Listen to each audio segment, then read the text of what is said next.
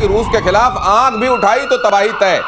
किम और रूसी विदेश मंत्री के बीच में ये बैठक हुई है और यहां पर कह दिया गया है कि अगर अमेरिका ने रशिया की तरफ आंख उठाकर देखने की कोशिश की तो हमसे बुरा कोई नहीं होगा। उधर ईरान के मामले में भी ये किम जोंग इस तरह का बयान दे चुके हैं। ये बीच में आके कहीं लड़ाई हो रही होती है, इधर मत जाना नहीं तो। इनका काम यही है। जापान के कान के पास से मिसाइल फेंकते रहते हैं। कहते हैं देखो मैंने फेंका बगल में। और ये यही करने के लिए बैठा है। करना धरना कुछ नहीं है, लेकिन अगर आंख उठाई तो ठीक नहीं पड़ेगा। शैलेंद्र रुक जाओ, बहुत टेम्पो में आ रहे हो। तो शैलेंद्र को ऐसे किम जोंग की बात सुनता शैलेंद्र भी आते हैं जोश में कि मैं भी 2-4 मिसाइल नहीं। लेकिन अगर ये बताइए, अगर ऐसा था वाकई तो जब इजराइल और ईरान के बीच में टेंशन इतना था तो इनको इतना दर्द हो रहा था तो इनको कुछ दिखाना चाहिए था। दिनेश, अब आपने वो वाली तो ये कहीं ऐसा तो नहीं करेंगे रशिया वाले मामले में कर्नल साहब, ये जाकर ये तो नहीं कहेंगे ऑन अ सीरियस नोट देखिए इस बार अगर आपने रशिया के मामले में टांग अड़ाई तो अमेरिका नहीं। बट ये जो आंख दिखाने वाली बात है, आपको लग रहा है आजकल कोई किसी को आंख दिखा बियॉन्ड विजुअल रेंज की तो मिसाइल चल रही है। आंख दिखा, आई टू आई कौन करता है आज? कौन कर रहा है आई टू आई वॉरफेयर? सीधी बात है, पूरी दुनिया चली हुई है ड्रोन पर, कौन दिखा रहा है आंख किसको? आप अपनी आंख देखिए, उसकी प्रॉब्लम है। गजब की बात कही है कि भाई साहब आजकल जब बगैर देखे दूर से मिसाइल मार दे रहे हो तो आंख किसकी कौन देख रहा है? बलोच नेशनल मूवमेंट के नेता काजी दाद मोहम्मद रेहान का बहुत बड़ा बयान। बलूचिस्तान कभी भी पाकिस्तान का हिस्सा नहीं था। बलोच लिबरेशन फ्रंट ने शुरू किया ऑपरेशन बाम, लगातार जारी है ऑपरेशन बाम। ऑपरेशन का मकसद पाकिस्तान की सैन्य उपस्थिति को समाप्त करना है। अब तो इस बात से भी सिरे से इनकार है कि पाकिस्तान का कभी हिस्सा थे हम। तो इसका रिपरकशन इस बार बाम का क्या वाकई अब बलूचिस्तान की आजादी है क्या मेजर साहब? नहीं, मैं ये तो नहीं कहूंगा कि इमीडिएटली बलूचिस्तान की आजादी है, लेकिन ये बहुत बड़ा ऑपरेशन है। इस ऑपरेशन ने 2 बातें प्रूव करी हैं। पहली बात तो ये प्रूव करी है कि जो बलोच फ्रीडम फाइटर्स हैं they can hit Pakistan army inside Balochistan at will. वो जब मर्जी चाहे उन्होंने जाफर एक्सप्रेस ठोकनी है, जाफर एक्सप्रेस ठोक देते हैं। जब उनका मन चाहे उनके कैंटोनमेंट पे, उनके पिकेट्स पे अटैक कर देते हैं, उनकी पोस्ट कैप्चर कर लेते हैं एट विल। दूसरी चीज ये है कि ये भी पता लगा है कि अब वहां पे ऑफिसर और मेन जो पाकिस्तान आर्मी के हैं they are refusing to go to Balochistan. आप बलूचिस्तान जाने से घबरा रहे हैं पाकिस्तान आर्मी के लोग? सर मैं जानता हूं आप कुछ कहने के लिए उद्यत हैं, वक्त बिल्कुल इजाजत नहीं दे रहा है। बहुत धन्यवाद आपका, बहुत धन्यवाद आपका मेजर साहब बाहर से हमारे साथ जुड़ने के लिए। आप बारिश में आए, आपका बहुत धन्यवाद। F-21 सुनने में आया है कि मदर कंपनी ने अपने वहां से हटा दिया इसको सामने से। अब वो जो वेबसाइट पे था उसका नाम रिमूव कर दिया है। They've removed F-21। सो जहां के F-15 की बात है, yes, these are bad for the, this is bad for the image। But मैं आपको बात बताऊं, लार्जली मुझे ऐसा लगता है दिनेश की it was a grand success. इनका मिशन जो चाह रहे थे वो ट्रंप अगर इनका सीजफायर ना करवाता अभी तक ये सबको निपटा चुके होते। जहां तक मुझे ऐसा लगता है कि वेपन सिस्टम्स बहुत ज्यादा हार्शली जज भी होते हैं, क्योंकि वो उनको तब काम करना होता है जब जिंदगी और मौत का सवाल है। तो अगर वॉशिंग मशीन है और वॉशिंग मशीन फेल हो जाती है या माइक्रोवेव फेल हो जाता है, आप कहते हैं कोई बात नहीं यार, रिपेयर हो जाएगी। लेकिन वॉर की मशीन्स के साथ ऐसा नहीं होता कि फेल हो जाएगी, क्योंकि जब उसको चूकना नहीं चाहिए था तब वो चूकी। इसमें बेहतर बता पाएंगे हमारे जो सीनियर यहाँ पे हैं, एयर मार्शल श्रीवास्तव सर बता पाएंगे आपको बेहतर। लेकिन जहां तक मेरा मानना है कि yes, it is definitely bad publicity for the F-15, इसमें कोई डाउट नहीं है। F-15 के लिए ये बुरी खबर है। और यहां मेरे साथ अब कर्नल शैलेंद्र भी जुड़ रहे हैं। और ये बता दूं आपको कि भारी बारिश में से वो स्टूडियो तक पहुंचे हैं, अभी भी भीगे हुए हैं, लेकिन आप तक पहुंचना था उनको। शो मस्ट गो ऑन की तर्ज पर वो यहां मौजूद हैं। और चीन और ताइवान के बीच भड़क सकता है युद्ध। ताइवान के बेहद करीब चीन का सैन्य अभ्यास। ताइवान ने चीन की भड़काऊ कार्रवाई इसे बताया फुजियान प्रांत में चीनी सेना का अभ्यास।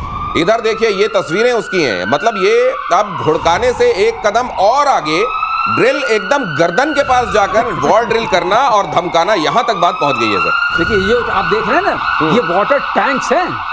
ये टैंक्स हैं जो बोट टाइप हैं। और ऊपर से इन्होंने इसमें एक ऐसे एयरक्राफ्ट का इस्तेमाल किया जिसका जिक्र मुझे जरूर करना चाहिए। वो विग एयरक्राफ्ट है। विग मींस विंग्स इन ग्राउंड। अच्छा, ये एयरक्राफ्ट, आप होवरक्राफ्ट आपने देखा है, सतह से थोड़ा ऊपर चलता है। ये थोड़ा ज्यादा ऊपर चलता है और आईकॉव ने इसको जहाज का नाम दिया है क्योंकि एरोडायनेमिक सरफेसेस का इस्तेमाल करके चलता है। तो ये क्या है सर, मंडराता रहता है ऊपर? ये मंडराता नहीं है, अगर प्लेन सरफेस हो तो इसकी जो एरोडायनेमिक्स होती है कुशन बन जाता है और फिर बहुत तेजी से जा सकता है और ये बहुत साजो सामान ले आ सकता है। अच्छा। मतलब इसकी जो कैरिंग कैपेसिटी है बहुत ज्यादा है, तो लॉजिस्टिक्स के लिए अक्सर उपयोग में आता है, वो भी इन्होंने यहाँ दिखाया। और विग एयरक्राफ्ट सबसे पहले रशियंस के पास था, तो उसके बाद इन्होंने उन्हीं वहीं से टेक्नोलॉजी ली है सारी और अपना डेवलप किया है। अगर विग भी एक्शन में आया है तो ये दिखाने की कोशिश कर रहे हैं कि लॉजिस्टिक्स भी हम सॉर्ट आउट कर रहे हैं और ये जो वाटर टैंक्स टाइप चीज दिखा रहे हैं इससे दिखाने की कोशिश कर रहे हैं हम आपके जो वैसे नुकीले और कटीले टाइप के जो तट हैं वहां भी पहुंच सकते हैं। तो ये एक्सरसाइज, लेकिन ध्यान रखिएगा रोनाल्ड रेगन भी वहीं पूरी की पूरी फ्लीट खड़ी हुई है साउथ चाइना सी में, वो भी इसको देख रहे हैं। तो इतना नहीं कि सब लोग देख नहीं रहे, इतना आसान नहीं होगा चाइना के लिए, लेकिन हाँ मसल फ्लेक्सिंग में आज सारी मसल दिखा दी हैं। ताइवान को लेकर डेडलाइन भी देते रहते हैं कर्नल साहब, इन्होंने कभी 35, कभी 37, कभी ये 40 तक हमारा ये डेडलाइंस और इसके बीच में ये ड्रिल।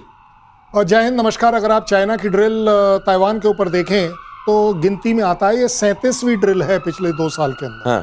कभी वो बोलते हैं 24 एयरक्राफ्ट उड़ा दिए, कभी 20 मिसाइल उसके ऊपर से चली गई, जाकर समुद्र में गई। अटैक क्यों नहीं कर रहे?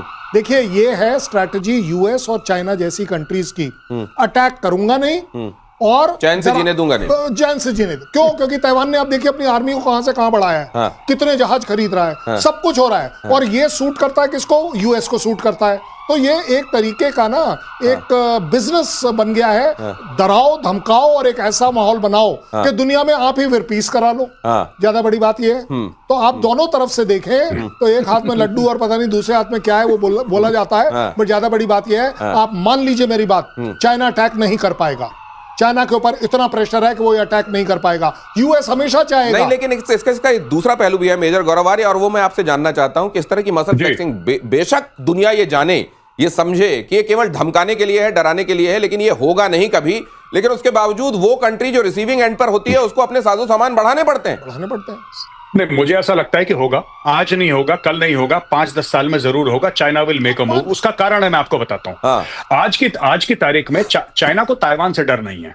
क्या होता है कि हम लोगों ने ये सोचा था, मैं आपको सच बताता हूं, मेरे दोनों सीनियर हैं यहाँ पे, मैं आपको बताता हूं, पहले हमने ये सोचा था कि कोई भी लड़ाई, आज से 4 साल पहले एक एक्सेप्टेड ट्रूथ था इंडियन आर्म्ड फोर्सेस में कि कोई भी लड़ाई 1 हफ्ते से ज्यादा नहीं होगी। हम लोग बात करते थे कि 10 दिन, 15 दिन, 1 महीना तो बहुत ज्यादा है, 2 हफ्ते में निपट जाएगी। ये एक्सेप्टेड ट्रूथ था और हम लोग इसको कोट करते थे कि नहीं होगी, नहीं होगी, नहीं होगी। अब पता लगा कि रूस की लड़ाई जो यूक्रेन के साथ था 3 साल ज्यादा क्रॉस कर दी। अब ये सच हो गया कि हाँ, लंबी लड़ाइयों की तैयारी कर दो। एक जमाने में ड्रोन को कोई पूछता नहीं था, अब सब ड्रोन कर रहे हैं। आज की तारीख में क्या है कि ये जो अब एक एक्सेप्टेड ट्रूथ है कि चाइना कभी अटैक नहीं करेगा ताइवान को। हाँ, अभी नहीं करेगा, ये बात सच है, अभी नहीं करेगा। और ताइवान को डर इसलिए, और चाइना को डर ताइवान की टेरेन से शायद इतना नहीं है, उसको चाइना अपने, जिसको कहते हैं ना कि अपने चेसबोर्ड पे अपने पीसेस, अपने प्यादे सेट कर रहा है कि उसका हाथी कहां है, उसका घोड़ा कहां है, उसका वजीर कहां है, राजा रानी, ये सब चाइना सेट कर रहा है। जिस दिन ये सेट होगा, China will make a move. अगर चाइना भारत के खिलाफ मेक अ मूव कर सकता है तो ताइवान के खिलाफ भी कर सकता है। लेकिन ताइवान के खिलाफ क्या है कि वहां पे, जैसा सर ने बताया कि यूएसएस रोनाल्ड रीगन है, वहां पे कैरियर ग्रुप है, वहां पे अमेरिकन हैं, तो ये सारी की सारी गोटियां फिट अपनी चाइना कर रहा है। अगर चाइना को लगा कि ओपनिंग है और ज्यादा रिस्क नहीं है, China will go head. China करेगा जरूर ऐसा, लेकिन वो वक्त कम से कम अभी दिखाई नहीं दे रहा है, और ये होगा जरूर। अगर ऐसा होगा जरूर तो वो वक्त कौन सा है, यही $1 मिलियन क्वेश्चन है। और चीन के सुपर एच बॉम्ब, अब इसके बारे में खबर देख लीजिए, इससे दुनिया में दहशत है। बगैर रेडिएशन वाला ये बॉम्ब है सुपर एच, परमाणु बॉम्ब से भी घातक बताया जाता है। सुपर एच बॉम्ब थर्मोबैरिक हथियारों की तरह खतरनाक है। अब ये क्या नया निकाल रहा है सर चीन? ये नया, ये इसने ये निकाला है कि हाइड्रोजन से लेकर के जो बनाया, हाइड्रोजन बॉम्ब नहीं है, इसमें रेडिएशन नहीं है, लेकिन जो इसका टेम्परेचर है वो करीब 1200 से 1400 डिग्री हो जाता है। और मतलब ये सरफेस एरिया अटैक के लिए, एरिया डिनाइल के लिए, या उस तरह की बात करने के लिए कि उस पीरियड में आपको कोई एरिया नहीं मिले और लोगों को में पूरी दहशत फैलाने के लिए पूरा सक्षम है। और ये TNT में नियरली एक टैक्टिकल न्यूक्लियर बॉम्ब के बराबर है, तो इसलिए बहुत भयंकर है वो नॉन रेडिएटिंग बॉम्ब के हिसाब से। TNT में टैक्टिकल न्यूक्लियर बॉम्ब के बराबर, मतलब TNT जिससे विस्फोटक की क्षमता मापी जाती है, इतने TNT के बराबर ट्राई नाइट्रोटोलुइन, उसके हिसाब से अगर देखिए तो बड़ा घातक है ये। और एक पूरे इलाके में आग में हर चीज को झुलसाकर जलाकर भाप बना देने की, भाप बना देने वाला बात जो मेजर गौरव आर्य कहते हैं। मेजर साहब, ये आप जो कहते हैं मजाक में कई बार, ये वाकई भाप बना देने की तैयारी कर रहा है चीन? हाँ, ये जनरली जैसे फ्यूल एयर मिक्सचर होता है, या फिर आप जैसे सर ने बहुत अच्छी तरीके से समझाया कि raise the temperature in the area. तो जब 1500 डिग्री का टेम्परेचर रेज हो जाएगा तो लोहा भी पिघल जाएगा, इंसान की तो क्या ही बिसात है। तो मुझे लगता है कि चाइना और ये हथियार बना रहा है, और खतरनाक, और इसमें पोस्चरिंग और positioning is very very important. अगर चाइना और यूएस का कंफ्लिक्ट होता है, लड़ाई होती है, जिसके चांसेस बड़े कम है, लेकिन you prepare for the worst. मुझे ऐसा लगता है कि दुनिया को दिखाने के लिए भी चाइना ऐसे ऐसे हथियार बनाता है कि देखो भैया, हम तो तैयार हैं, हम यहां खड़े हैं, हम बिल्कुल खड़े हैं हमारे पास। अब देखिए, इन्होंने बढ़ा के कम से कम जो इनके पास शिप्स थे वो आज की तारीख में यूएस से ज्यादा हैं। आप ये देखिए ना, Chinese navy today is larger than the US navy. हाँ ठीक है, उनके पास 11 न्यूक्लियर एयरक्राफ्ट कैरियर हैं, और टनेज चाइनीज से कहीं ज्यादा सुपीरियर है, कैपेबिलिटी चाइना से ज्यादा सुपीरियर है। लेकिन एक मापदंड में चाइना आगे निकल गया, नंबर ऑफ वेसल्स। हाँ, वही ये जो थर्मोबैरिक की आप बात कर रहे हैं, यही ये जो बॉम्ब्स की बात कर रहे हैं, चाइना धीरे धीरे एक एक करके पैसा इसमें डाल रहा है, और अपनी कैपेबिलिटीज ऐसे, उसको पता है दुनिया देख रही है। ये अमेरिका के लिए तो है, लेकिन ये उन कंट्रीज की तरफ के भी दर्शाता है। चाइना फोकस कर रहा है उन देशों की ओर, दिनेश भाई, जो देश अनडिसाइडेड हैं। हम चीन के साथ हैं, अमेरिका के साथ हैं, अनडिसाइडेड हैं, कि we are the next super power, और हम अमेरिका को गिरा देंगे उसकी पोजीशन से। मुझे लगता है ऑप्टिक्स भी इसमें बहुत बड़ा काम दिनेश, एक बात ऐड कर दूं, गौरव ने बहुत अच्छी बात